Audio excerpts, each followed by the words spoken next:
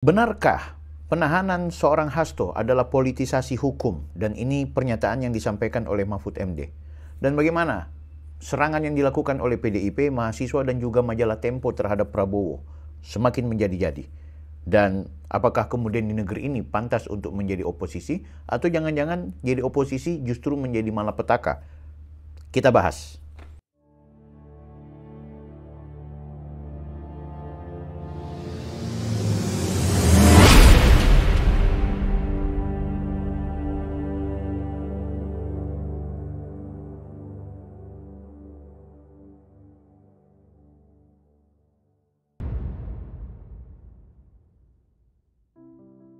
Halo guys, Anda kembali bersama saya lagi, Bang Bill. Di video kali ini saya mau mengajak kepada Anda semua untuk menyaksikan ada 3 tayangan atau 3 video yang menurutku menarik. Pertama, saya mau mengajak kepada Anda semua untuk kita lihat ada pernyataan, walaupun ini sifatnya singkat saja, dari channelnya Pak Mahfud MD tentang Terus Terang. Ia menyampaikan bahwa KPK nampaknya sudah terlihat ada potensi yang disebut dengan istilahnya politisasi hukum. Dan keheranan seorang Mahfud ini ia utarakan dalam podcastnya tersebut. Nah, yang kedua, bagaimana Mas Ade Armando melihat bahwa serangan kepada Pak Jokowi yang tidak mempan kini sudah langsung tertuju kepada Pak Prabowo, dan ini dilakukan oleh PDIP, mahasiswa, dan juga majalah Tempo. Terakhir, ada Bang Adi Prayitno yang akan menjelaskan bahwa di negeri ini nampaknya ketika menjadi oposisi itu pasti akan mengalami masalah yang begitu berat. Langsung saja guys, tanpa berlama-lama jangan lupa like, comment, and subscribe. Saya Bang Bill, video-video saya membahas soal isu-isu politik nasional. Ini dia. Kita bicara dulu tentang penahanan Hasto. Saya tidak pernah menyalahkan KPK ketika menempatkan orang sebagai tersangka karena hampir tidak pernah gagal. Tetapi saya sekarang tidak menyalahkan juga, tapi mempertanyakan kenapa politisasinya begitu gamblang. Hukum dijadikan alat politik untuk mematahkan, untuk menghancurkan lawan, tapi menyelamatkan kawan yang sama-sama juga terduga korupsi.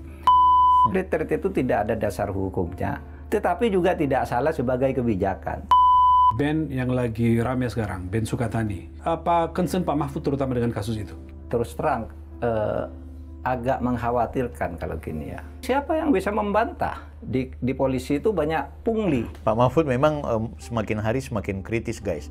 Jadi memang sejak beliau kemudian tidak lagi menjadi bagian dari sebuah rezim pemerintahan yang menunjukkan sikap kritisnya terhadap kebijakan-kebijakan dan juga keberadaan lembaga termasuk penegakan hukum yang ada di Republik Indonesia. Nah, secuil memang kalau kalian mau nonton lebih lanjut ya, silahkan datang saja ke channelnya Mahfud MD Official. Jadi ada satu rubrik yang berkaitan dengan Terus Terang. Di situ Pak Mahfud itu menceritakan dan membahas soal bagaimana kemudian ada semacam potensi politisasi hukum yang dimainkan oleh KPK ya. Beliau menceritakan betapa KPK itu ketika sudah mentersangkakan objek siapa saja yang dijadikan tersangka itu, maka menuju tahanan itu selalu berhasil gitu, dan itu tidak diragukan oleh Pak Mahfud MD. Namun belakangan di pembahasan podcast tersebut Pak Mahfud justru mempertanyakan ada semacam politisasi yang begitu gamblang terlihat gitu. Siapa yang disinggung Pak Mahfud kira-kira nih guys? Siapa yang dimaksud dengan Pak Mahfud bahwa KPK itu sudah melakukan upaya hukum namun terjadi potensi politisasi yang kemudian menghajar lawan, dan kaitannya ini berkaitan dengan Hasto.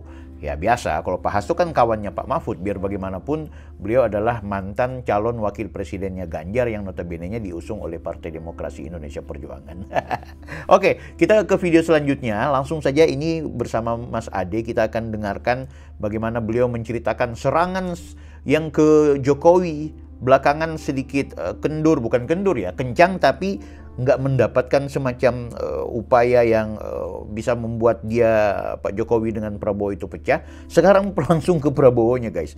Ini dilakukan oleh PDIP, mahasiswa, dan juga majalah Tempo sebagaimana yang dianalisa oleh Ade Armando. Kita saksikan. Mudah-mudahan Pak Prabowo bisa menahan diri. Serangan terhadap pemerintah Prabowo sudah mulai mengemuka, bahkan dengan gaya yang kasar. Saya rasa waktu bulan madu pemerintah sudah usai. Sebelum ini banyak pihak melihat yang jadi sasaran tembak cuma Pak Jokowi dan keluarga. Prabowo tidak disentuh, mungkin karena mau cari aman atau masih lihat seberapa tinggi tingkat sensitivitas Prabowo. Kini nampaknya itu sudah berakhir. Semula yang diupayakan adalah kedekatan Prabowo dan Jokowi harus dipecah. Mereka berusaha bangun narasi bahwa Jokowi adalah beban bagi Prabowo. Kini masa itu sudah berakhir. Mereka sekarang sudah sadar bahwa Prabowo juga harus dihantam. Kata-kata kasar sudah diarahkan pada Prabowo, dan ini mungkin masih akan bergulir lebih luas. Saya lihat mereka sudah mulai sadar bahwa Prabowo tak akan minta Jokowi meninggalkannya. Dalam hari ulang tahun Gerindra, Prabowo secara tegas minta halayak meneriakan hidup Jokowi. Betul. Sementara di acara itu, Jokowi menggambarkan Prabowo sebagai presiden terkuat di dunia. Prabowo sendiri tampak mulai menunjukkan sikap yang tidak sepenuhnya gemoy. Biasanya kan dia minta para pendukungnya bersikap lunak menghadapi serangan. Tapi kini dia sudah mulai menunjukkan dia bisa juga tersinggung. Merespons omongan pengkritik yang menganggap kabinet Prabowo terlalu gemuk, dengan tegas dia bilang, "Ndasmu alias kepalamu." Saat ini aktor utama perlawanan terhadap Prabowo adalah PDI Perjuangan. Yang paling menyakitkan mereka pada akhirnya tentu saja adalah soal keputusan KPK tentang Hasto. Sekedar catatan, urusan Hasto ini sebenarnya ada di tangan KPK. Namun PDIP nampaknya berharap Prabowo akan cawe-cawe agar Hasto bisa selamat. Maka ketika Hasto ternyata dijadikan tersangka, dipanggil dan pada akhirnya ditahan, all hell broke loose. Kemarahan tak lagi dapat dibendung. Dan yang dijadikan sasaran tembak bukanlah KPK, tapi Prabowo. Salah satu serangan yang mereka lakukan adalah memboikot undangan Prabowo agar kepala daerah melakukan retret di Magelang. Megawati secara eksplisit memerintahkan para kepala daerah asal PDIP tidak datang pada hari-hari pertama. Ini jelas merupakan pernyataan perang dari PDIP. Aktor perlawanan lainnya adalah mahasiswa yang bergerak di berbagai kota besar. Gerakan ini tentu saja hanya melibatkan sebagian kecil aktivis mahasiswa. Sebagian besar lainnya tidak turut serta. Namun, tetap jumlah yang turun ke jalan mencapai ribuan orang. Para aktivis di dalamnya juga memaki-maki Prabowo. Tapi agenda isu yang diperjuangkan mahasiswa sangat tidak jelas.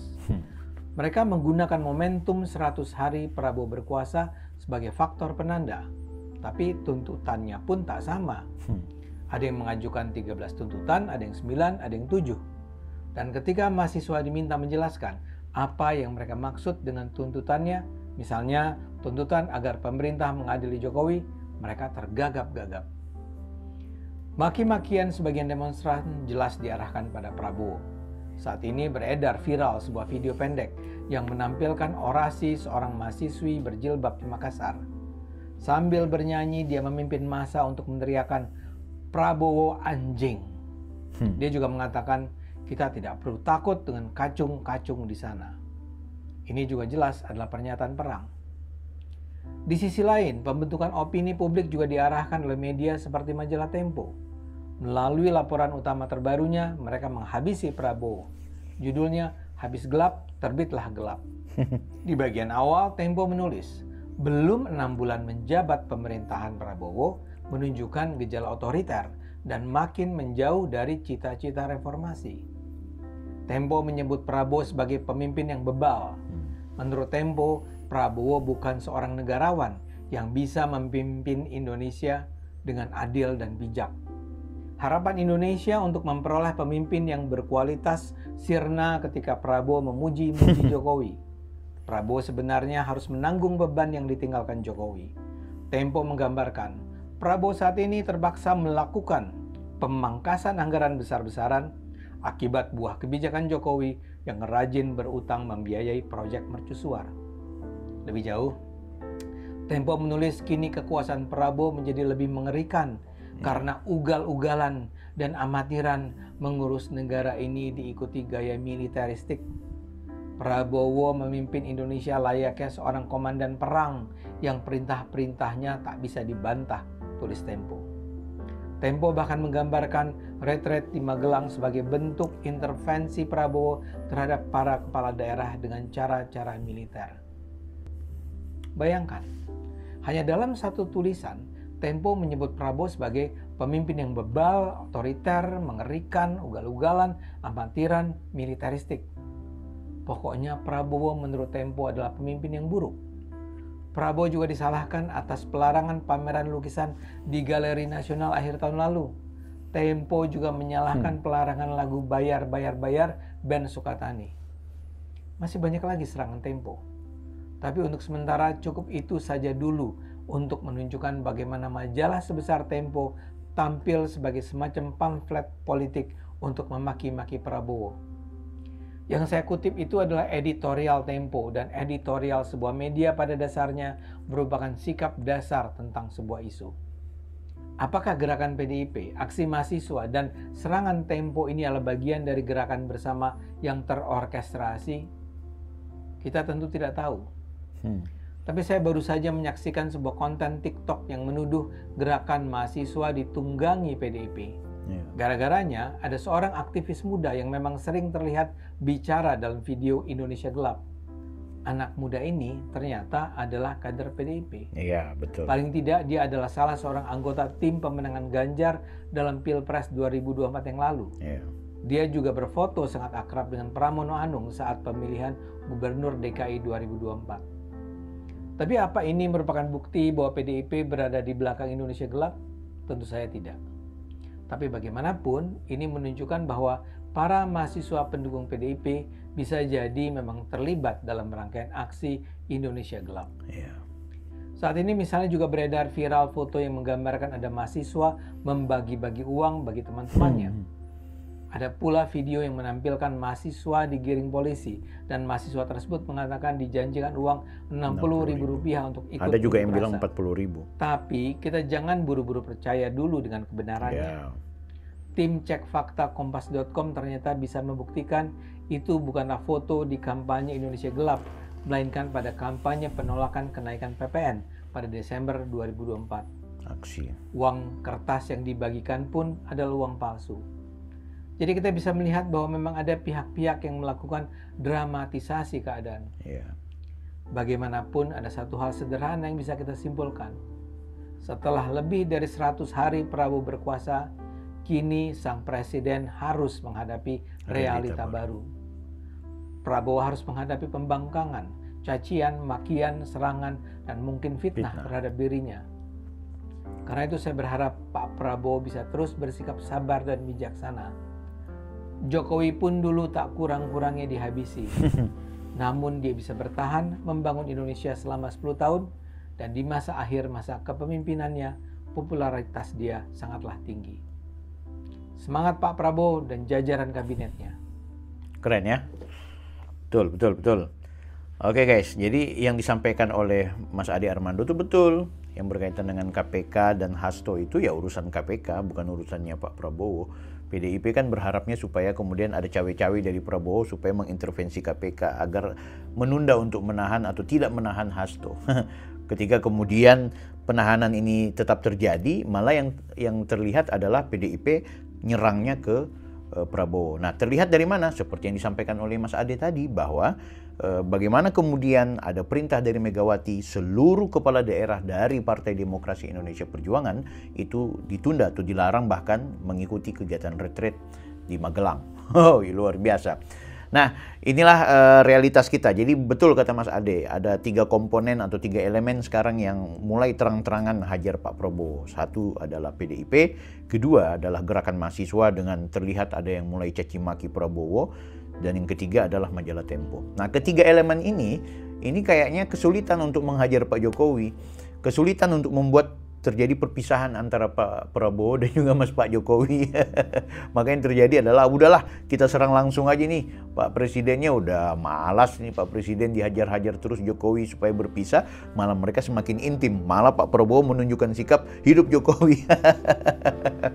Jadi memang susah, mau jadi oposisi di negeri ini susah. Mau jadi orang yang tidak terlihat bekerja sama dengan rezim pemerintah itu pasti akan mengalami macam apa ya, bahkan dinilai buruk oleh publik gitu. Nah, sekarang coba kita lihat analisa dari terakhir ya dari Mas Adi Prayitno tentang bagaimana menjadi oposisi di negeri ini ternyata justru mendapat perlakuan dimusuhi, dikerdilkan, dan juga bahkan dibegal.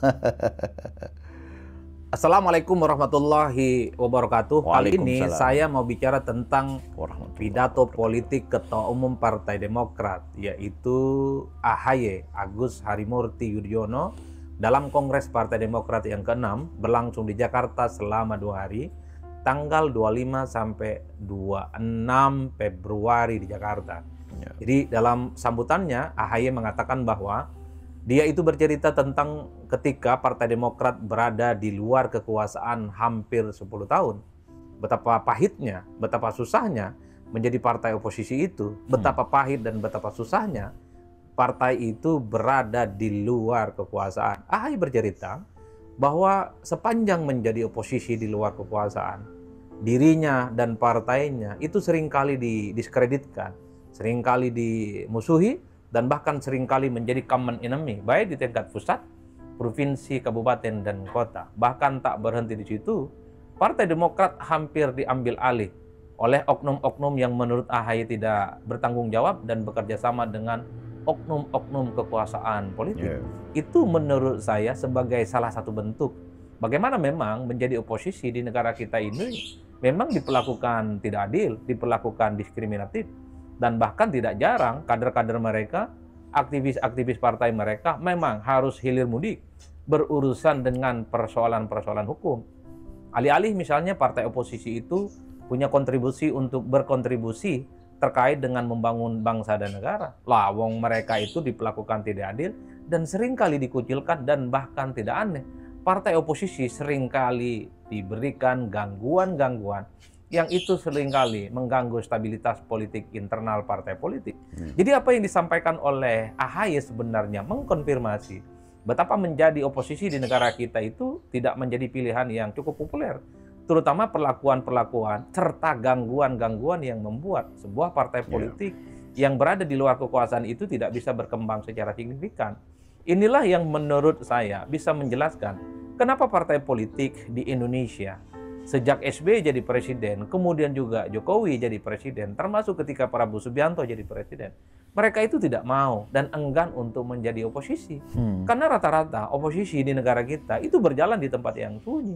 Mereka tidak bisa jadi menteri, mereka itu akan kesulitan mencari teman, mereka itu kesulitan untuk menyampaikan gagasan-gagasan besar karena mereka akan dikeroyok pastinya, dan secara prinsip mereka itu akan dikucilkan. Untung kalau kasus-kasus hukum yang terkait dengan kader partai oposisi ini tidak dikeluarkan sebagai senjata untuk serangan balik jika partai oposisi ini berada di luar kekuasaan. Oleh karena itu, kalau kita membaca kecenderungan rata-rata secara umum, kenapa partai politik di Indonesia tidak mau memilih menjadi partai oposisi? Saya kira aspek pertamanya, mereka itu tidak punya kemewahan untuk mengakses sumber daya ekonomi politik. Karena ada kecenderungan ketika di tengah betapa ongkos politik kita yang cukup mahal, maka partai itu sebisa mungkin harus jadi menteri, harus jadi pejabat publik untuk menjadi fundraising. Dengan cara menjadi bagian dari kekuasaan politik pemerintah, maka partai politik ini fundraisingnya, pendanaan partainya akan semakin solid dan akan semakin established untuk menghadapi persaingan-persaingan politik. Jadi kenapa partai tidak mau menjadi oposisi sekalipun kalah? Ya itu yang dipikirkan. Bagaimana mereka juga bisa menikmati kue kekuasaan politik dengan cara jadi menteri, bisa jadi wakil menteri, bisa jadi kepala badan, dan seterusnya dan seterusnya. Orang-orang yang kemudian ditempatkan di jabatan-jabatan politik strategis ini oleh partai seringkali dijadikan sebagai fundraising untuk mengakses bagaimana sumber daya ekonomi dan politik mereka dijadikan sebagai bekal untuk melakukan pertarungan-pertarungan di masa-masa selanjutnya. Nah, yang kedua, secara prinsip, kenapa partai politik itu tidak cenderung ataupun partai politik itu tidak mau menjadi oposisi? Karena mereka itu takut dikucilkan, takut mereka itu dimusuhi. Bisa dibayangkan, kalau ada rapat-rapat penting, baik di pusat, provinsi, kabupaten, dan kota, sehebat apapun rapat itu, kalau partai politik oposisi tidak diajak bicara, maka dia akan wassalam. Kepentingan-kepentingan rakyat yang dia perjuangkan itu tidak akan bisa tuntas dan tidak akan maksimal. Oleh karena itu, dijadikan sebagai common enemy bagi kalangan-kalangan oposisi. Karenanya menjadi oposisi itu tidak menjadi populer. Saya selalu mengatakan menjadi oposisi itu selalu berjalan di tempat yang sunyi. Dia tidak punya teman, dia tidak punya sahabat, dan cenderung dimusuhi oleh siapapun. Inilah yang kemudian menegaskan kenapa partai-partai yang kalah Pilpres, baik kalah dengan SBY ataupun kalah dengan Jokowi, termasuk kalah dengan Prabowo Subianto, itu cenderung berkoalisi dengan mereka. Mereka takut dikucilkan, mereka itu takut digangguin secara hukum dan politik, dan mereka juga tidak mendapatkan akses terhadap sumber-sumber kekuasaan. Kalau kita membaca literatur-literatur politik, bagaimana cara partai politik itu menghidupi partainya adalah dengan cara menempatkan kader mereka jabatan-jabatan politik strategis. Tadi saya sudah sebutkan, bisa jadi menteri, wakil menteri, kepala badan, termasuk juga mengakses sumber daya ekonomi yang ada di DPR. Jadi berebut bagaimana menjadi pimpinan-pimpinan DPR, berebut ketua-ketua komisi, adalah bagian dari cara bagaimana partai politik itu mempertahankan dan memperlangsungkan kelangsungan hidup mereka sebagai sebuah partai politik. Oke guys, itu singkat ya, aku ambil dari Mas Adi Prayitno. Jadi memang terlihat juga PDIP itu sudah mulai bikin pendekatan nih kepada Pak Prabowo. Kita tahu sebagaimana yang disebutkan sebelumnya, PDIP itu melawan, ya, menghajar Pak Prabowo.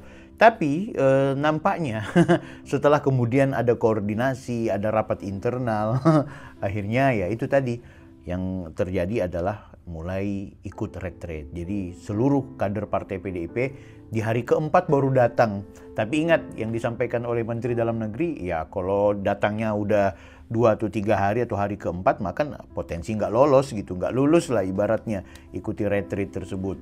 Nah yang paling menarik juga, meski kemudian konon diberitakan saat ini PDIP sudah kembali mau meromantiskan kehidupan untuk tetap berada di lingkaran kekuasaan walaupun tidak mengambil jabatan-jabatan strategis, tapi pada dasarnya ada beberapa kader partai kok yang secara afiliatif dengan PDIP kemudian menjadi bagian dari keluarga besar Merah Putih, yaitu seperti siapa ya, Pak Budi Gunawan ya, salah satu diantaranya, Pak Pratikno juga kayaknya dari PDIP. Tapi pada dasarnya begini, memang secara formal tidak ada kader PDIP yang memang diutus oleh Partai Demokrasi Indonesia Perjuangan itu untuk menjadi bagian dari keluarga besar Prabowo di Kabinet Merah Putihnya. Namun terlihat PDIP mencoba untuk lebih romantis dengan Prabowo. Walaupun belakangan ya, gara-gara peristiwa Hasto sempat marah nih Megawati untuk menghajar Prabowo guys. Ini kan menarik menurutku. Nah nanti kemudian belakangan akhirnya marahnya Megawati dikasih turun lagi tensinya, ya udah ikut aja retreat gitu. Walaupun juga ujung-ujungnya konon ini ketika ada Gibran yang mau menjadi narasumber, ini diberitakan seluruh kader partai PDIP tidak diperbolehkan untuk mengikuti materi yang akan disampaikan oleh Mas Wapres. Lucu-lucu. Jadi memang jadi oposisi di negeri ini repot gitu, susah. Ketakutan, baru sekjennya itu dipanggil itu, bahkan ditangkap. Bisa saja kalau seandainya PDIP hajar terus pemerintah, PDIP ini kan kenapa salah satu bentuk politiknya selain sumber daya, kenapa tidak mau ibaratnya berkelahi terang-terangan? Sebenarnya juga selain ketakutan soal sumber daya jangan sampai kuenya nggak dapat bagus, ya sebenarnya juga soal jangan-jangan oknum partainya, elit-elit partainya, itu ada juga yang bermasalah secara hukum sehingga bisa diulik-ulik. Bukan cuma sekjennya, ketua umumnya juga berpotensi. Tulis di kolom komentar pendapat kalian. Saya Bang Bil, kita jumpa di video berikutnya. Offside.